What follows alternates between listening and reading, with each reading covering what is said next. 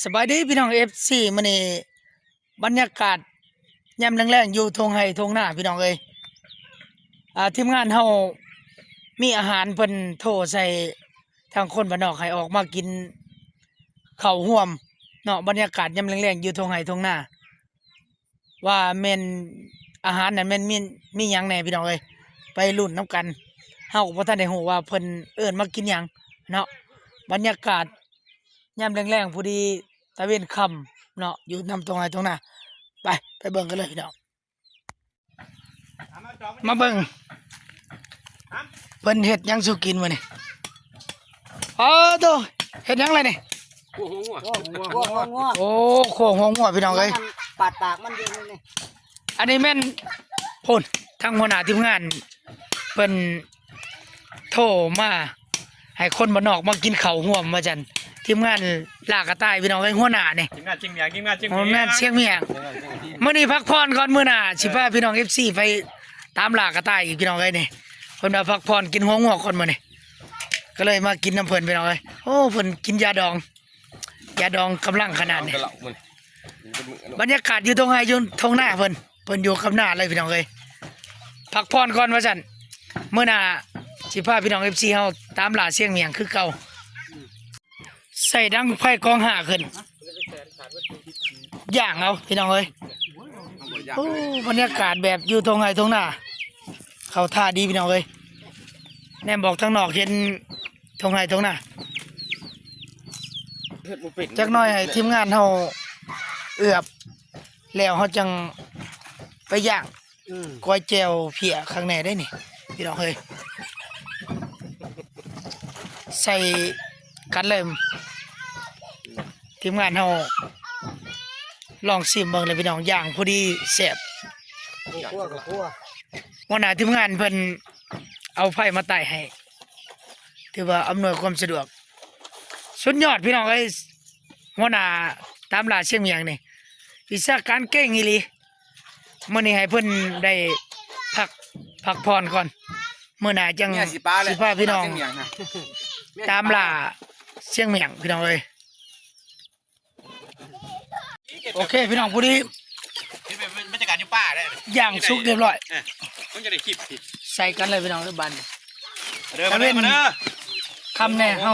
ไต่ไฟเอากินแซ่บๆนำกันทำเลยเอาเลยดูหน่อยจัง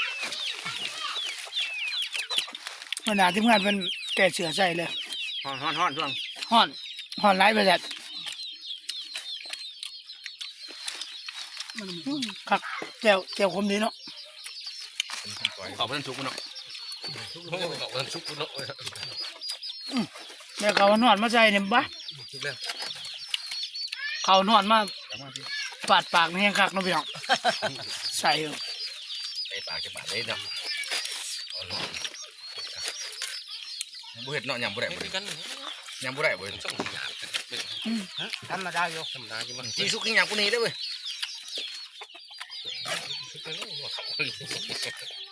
ทำลาบุได้เนาะ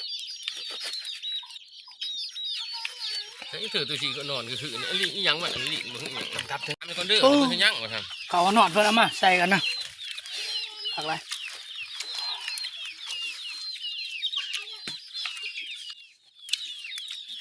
หมวกก็แกแน่หน่อยนึงบางไทยจับเนาะพอดีเด็กหน่อยเด้อว้ายอย่าเอามาแต่ทั้งข่อยแล้วเอาทั้งอันหัวหน้าปกสเนี่ยนี่กูเห็นสับหัวหน้าทั้งปกสก็ได้มาซื้อแบบเดิม